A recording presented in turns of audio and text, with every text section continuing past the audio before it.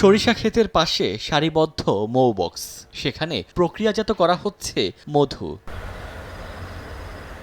মানিকগঞ্জ ও টাঙ্গাইলের মাঠের পর মাঠ হলুদ চাদরে ঘেরা, মৌমাছি উড়ে বেড়াচ্ছে চারদিকে। মাঠের কোল ঘেঁষে গড়ে উঠেছে মৌমাছির খামার। সরিষা ফুলের পাশে রাখা হয়েছে মৌ বক্স, আর সেখানে সকাল থেকে সন্ধ্যা পর্যন্ত মৌমাছির পরিচর্যা, মধু সংগ্রহ থেকে শুরু করে নানা কাজে ব্যস্ত মৌয়ালরা।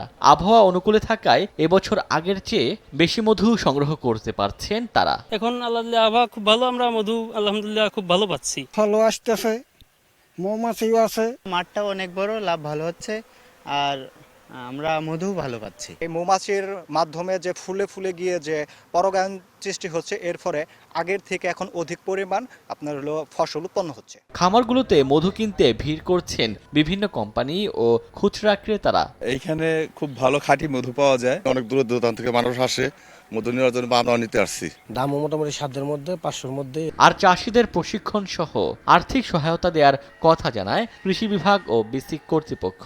386 জনের মৌ চাষিদের মধ্যে আমাদের কর্মসংস্থানের সৃষ্টি হয়েছে।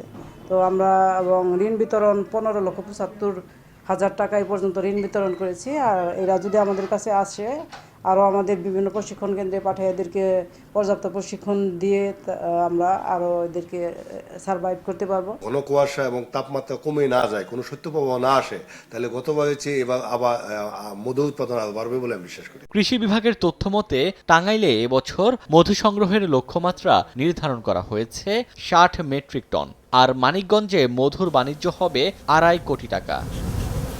ওমর ফারুক, সময় সংবাদ।